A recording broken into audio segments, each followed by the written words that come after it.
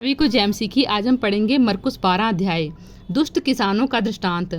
फिर वह दृष्टांतों में उनसे बातें करने लगा। किसी मनुष्य ने दाख की बारी लगाई और उसके चारों ओर बाड़ा बांधा और रस का कुंड खोदा और गुम्मट बनाया और किसानों को उसका ठेका देकर परदेश चला गया। फिर फल के मौसम में उसने किसानों के पास एक दास को भेजा कि किसानों से दाख की बारी के फलों का भाग ले, पर उन्होंने उसे पकड़कर पीटा और छूछे हाथ लौटा दिया।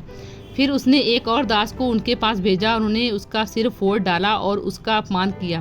फिर उसने एक और भेजा, उन्होंने उसे मार डाला। तब उसने और बहुतों को भेजा, उनमें से उन्होंने कुछ को पीटा और कुछ को मार डाला। अब एक ही रह गया था जो उसका प्रिय पुत्र था। अंत में उसने उसे भी उसके पास यह सोचकर भेजा कि वे मेरे पुत्र का आदर करेंगे। पर उन किसानों ने आपस में कहा, यही तो वारिस है, आओ हम इसे मार डालें, तब मिरास हमारी हो जाएगी। और उन्होंने उसे पकड़कर मार डाला और दाख की बारी के बाहर फेंक दिया।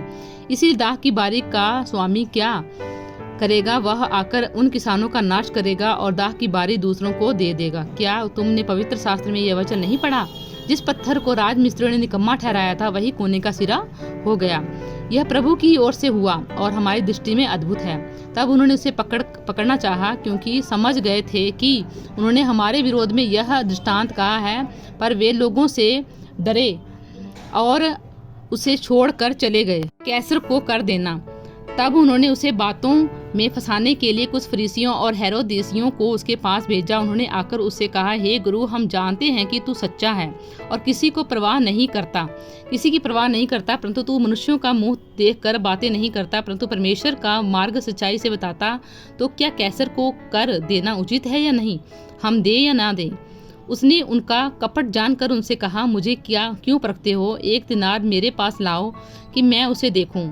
वे ले आए और उसने उनसे कहा, यह शाप और नाम किसका है? उन्होंने कहा, कैसर का।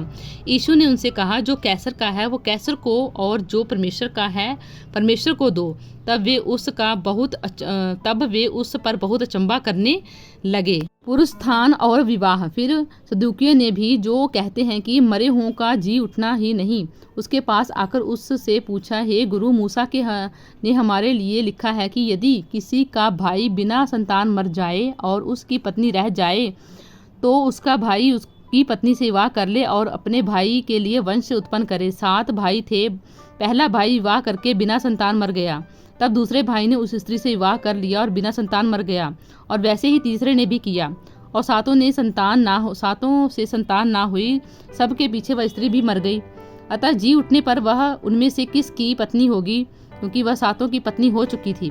यीशु ने उनसे कहा, क्या तुम इस कारण से भूल में नहीं पड़े हो कि तुम ना तो पवित्र शास्त्र ही को जानते हो और ना ही परमेश्वर की सामर्थ्य को? क्योंकि जब वे मरे हुओं में से जी उठेंगे, तो वे ना विवाह करेंगे और ना विवाह में दिए जाएंगे, परंतु स्वर्ग में दूतों के समान होंगे। मरे हुओं के जी उठने के विषय में क्या तुमने मूसा की पुस्तक में झाड़ी की कथा में नहीं पढ़ा था कि परमेश्वर ने उनसे कहा, मैं अब्राहम का परमेश्वर, इसहाक का परमेश्वर और याकूब का परमेश्वर हूँ। परमेश्वर मरे हुओं का नहीं, वरन जीवितों का परमेश्वर। अतः तुम बड़ी भूल में पड़े हो। सबसे बड़ी आज्ञा। शास्त्रियों में से एक ने आकर उन्हें विवाद करते हुए सुना, और यह जानकर कि उसने उन्हें अच्छी रीति से उत्तर दिया, उससे पूछा, सबसे मुख्य आज्ञा कौन सी है? यीशु ने उसे उत्तर दिया, सब आज्ञाओं में से यह मुख्य है, हे इज़राइल सुन, प्रभु हमारा परमेश्वर एक ही प्रभु है, और तू प्रभु अपने परमेश्वर से अपने सारे मन से और अपने सारे प्राण से और अपनी सारी बुद्धि से और अपनी सारी शक्ति से प्रेम रखना, और दूसरी यह कि तू अपने पड़ोसी से अपने समान प्रेम रखना। इससे बड़ी और कोई आज्ञा नहीं। शास्त्री ने उससे कहा, हे गुरु, बहुत ठीक, तुमने सच कहा कि वह एक ही है और उसे छोड़ और कोई नहीं, और उससे सारे मन और सारी बुद्धि और सारे प्राण और सारी शक्ति के साथ प्रेम रखना, और पड़ोसी ने अपने समान प्रेम रखना सारे होम बलि और बलिदानों से बढ़कर है। जब यीशु ने देखा कि उसने समझ से उत्तर दिया, तो उससे कहा, तू परमेश्वर के राज्य से दूर नहीं, और किसी को फिर उससे कुछ पूछने के साहस ना हुआ। मसीह किसका पुत्र है? फिर यीशु ने मंदिर में उपदेश करते हुए यह कहा, शास्त्री कैसे कहते हैं कि मसीह दाऊद का पुत्र है?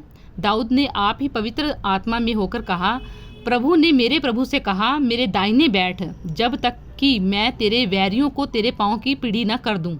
दाऊद तो आप ही उसे प्रभु कहता है, फिर वह उसका पुत्र कहाँ से ठहरा? और भीड़ के लोग उसको उसकी आनंद से सुनते थे। शास्त्रियों से सावधान।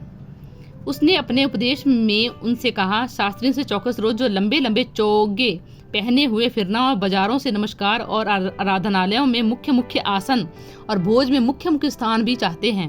वे विधवाओं के घरों को खा जाते हैं और दिखाने के लिए बड़ी देर तक प्रार्थना करते रहते हैं। ये अधिक दंड पाएंगे। कंगाल विधवा का दान। वह मंदिर के भंडार के सामने बैठकर देख रहा था कि लोग मंदिर के भंडार में किस प्रकार पैसे डालते हैं, और बहुत से धनवानों ने बहुत कुछ डाला। इतने में एक कंगाल विधवा ने आकर जो दमड़ियों जो एक अंधेले के बराबर होती हैं डाली। तो तब उसने अपने चेलों को पास बुलाकर उससे कहा, मैं तुमसे सच कहता हूँ कि मंदिर के भंडार में डालने वाले में से इस कंगाल विधवा ने सबसे बढ़कर डाला है, क्योंकि सबने अपनी बढ़ती धन की बढ़ती में से डाला है, परंतु इसने अपनी घटी में से जो कुछ उसका था अर्थात अपनी सारी जीविका डाल दी है। प्रभु इन वचनों द्वारा आपको आशीष दे। आमीन।